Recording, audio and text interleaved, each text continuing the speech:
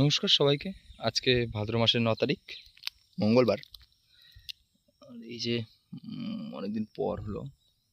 আসলে আমি খুব দুঃখিত, অনেকদিন ধরে ভিডিও দিচ্ছি না। তো দেওয়ার মতো আমার কিছুই নেই। আর গত 6-7 দিন ধরে এত পরিমাণে বৃষ্টি হচ্ছে যে জমির দিকে আসা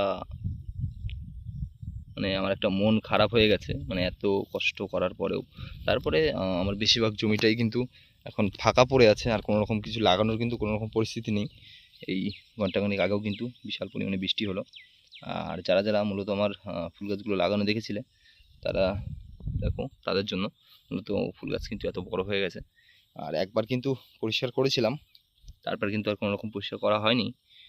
তো আজকে আসলাম একটু দেখতে জমির দিকে। আর এদিকে বেশ কিছু চারা কিন্তু মারা গেছিলো। আমি কিন্তু এই যে চারাগুলো দেখতে পাচ্ছ, এইগুলো কিন্তু পরে আমি খুঁচি দিয়েছি। মানে যেই চারাগুলো রাখা ছিল, যারা আগে দেখেছো সেইগুলো কিন্তু পরে খুঁচি দিয়েছি। আর এই যে নতুন করে তুলসী লাগছে, পেরা পেরা চারা, এই যে হলুদ হয়ে যাচ্ছে। মূলত আসলাম আজকে, একটু মন খারাপ ছিল, তারপরে কিন্তু আসতে হলো যেহেতু মাটি থেকে ফসলপাতি আছে। আর এই ফুলের জাতটা কিন্তু সুন্দর, গোল টাইপের, দানাটা খুব সুন্দর। অ্যাকচুয়ালি আমরা কিন্তু মালা গাঁথি, সেই হিসেবে কিন্তু মালার জন্য বেস্ট। আর যারা মূলত মানে অনেকে অনেক রকমভাবে বেচে, কেউ ঝুড়ো বেচে, আবার কেউ মালা করে, আমরা মূলত মালাই বেচি। এই দেখতে পাচ্ছ কত সুন্দর ফুলটা। আর তারপরেও কিন্তু এই সাইডে আমরা কিছু ঝিঙার বীজ লাগিয়েছিলাম। আর এই জমিটাতে দেখতে পাচ্ছ এটাই ওষুধ দিয়েছিলাম, তারপরে কিন্তু এরকম কন্ডিশন আছে এটার মধ্যে। আর এই যে দেখতে পাচ্ছ কুপি কুপি করা, মূলত এই কুপিতে আমরা কিন্তু ঝিঙার বীজ দিয়েছিলাম। এই দেখতে পাচ্ছ, এটা তোমাদের দেখানো হয়নি, কিন্তু এই তো অতিরিক্ত বৃষ্টির কারণে কিন্তু ঝিঙার বীজগুলো কিন্তু কোনো রকমভাবে কিন্তু বেরোয়নি। দাঁড়াও তোমাদের একটা খুঁড়ে দেখায় যদি ভিতরে বীজের অবস্থা কেমন আছে কি না আছে।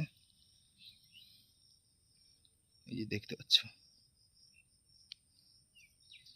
বীজগুলো নষ্ট হয়ে গেছে পুরোপুরি। তো জল গত 6 দিন ধরে বিশাল পরিমাণে বৃষ্টি,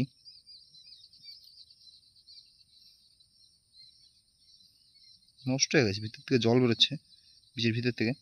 আর কিছু বীজ, মানে কিছু বীজ বলতে আমি মানে এটা তো মূলত আমি জন দিয়ে লাগিয়েছিলাম, কিন্তু তার 2 দিন আগে আমি মূলত দেখছিলাম যে আসলে বীজগুলো লাগানো যায় কি না। তো সেই হিসেবে কিন্তু বীজগুলো আমি পুঁতেছিলাম, হয়তো 4 থেকে 5টা থানা মতো। সেই বীজগুলো মোটামুটি বেরিয়েছে, সেগুলো আপনাদের দেখাই। মূলত এই একটা গাছ দেখতে পাচ্ছ, এগুলো এখানে এই একটা গাছ, এখানে দুটো, এই চারাগুলো কন্ডিশন ভালো।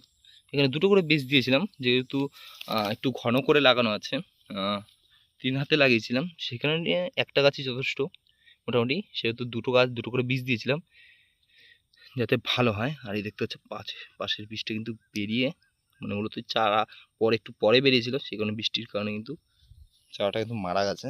আর এই সাইডে ওলটা, এই ওলটাই মূলত পরিষ্কার করেছিলাম জন দিয়ে সার দেওয়ার জন্য, কিন্তু তারপর এত বৃষ্টির পরিমাণে কিন্তু আর দেওয়া হয়নি। দেখতে পাচ্ছ গাছ একদম লাল হয়ে গেছে। আর মূলত এটা বীজল তো, সেই কারণে কিন্তু সার দেব 1-2 দিনের মধ্যেই দেবো। মূলত লাস্ট সার যেটা বলা হয়, একটু বেশি করে সার দিয়ে দেবো, যাতে আর দেবো না। আর মূলত পৌষ মাসের আগে তুলেই তারপরে লাগিয়ে দেবো। আর এই সাইডে চাল কুমড়োগুলো রয়েছে, যেগুলো মূলত বীজের জন্য রেখেছিলাম। এবার এর থেকে সব কিন্তু বীজ করব না, মানে যেটা ধরো এই যে এই সাইডে দেখতে পাচ্ছ, এইটা মূলত গোল ধরনের চাল কুমড়ো, এই যে দুটো আছে, এখানে দুটো আছে, আর এই সাইডে তো নেই। আর এইটা হচ্ছে লম্বা জাত। আমি জানি না যে এই গোল জাতটা কোথা থেকে এলো। আমি মূলত লাগিয়েছিলাম এই লম্বা জাতটা, কিন্তু এই গোল জাতটা কোথা থেকে এলো। আর এখানেও মূলত গোল জাত আছে। মূলত এতগুলো তুলে রাখার কারণ হচ্ছে মা প্রতিবারই বড়ি বানায়, বড়ি বানাতে কিন্তু চাল কুমড়ো লাগে, সেই কারণে কিন্তু চাল কুমড়ো রাখা। আর কিছুটা নেবো আমি বীজ, দেখি কী করে। আর এটা এই দেখতে পাচ্ছ কিছু কিছু জায়গায় কিন্তু এই যে অঙ্কুরিত হচ্ছে। আমি সকালবেলা দিয়ে খুঁজেছিলাম এসে, এই দেখতে পাচ্ছ এটা ঝিঙার। যাই হোক, মাটি দিয়ে দিই কোনোরকম। আর এত পরিমাণে বৃষ্টি হচ্ছে আমাদের এখানে, মানে কি বলবো, আর একটা চাষিরও ফসল ঠিক মতো নেই। যে আমাদের দেখাবো। আর মোটামুটি আমার পুরোপুরি 3 বিঘা জমি, মানে 3 বিঘা না, 3 বিঘা একটু বেশি, টোটাল 3.5 বিঘা জমি আমি চাষ করি। যেহেতু জমি একটা আমার নিজের না, কিছুটা বন্ধক, কিছুটা লিজে আছে। তো জমিগুলো সবই ফাঁকা। বলার মধ্যে ওই জমিটা ওলের বীজ আছে, আর ওই সাইডে কিন্তু আলুর বীজ আছে, মানে আলুর বীজ না, মানে মেটে আলু,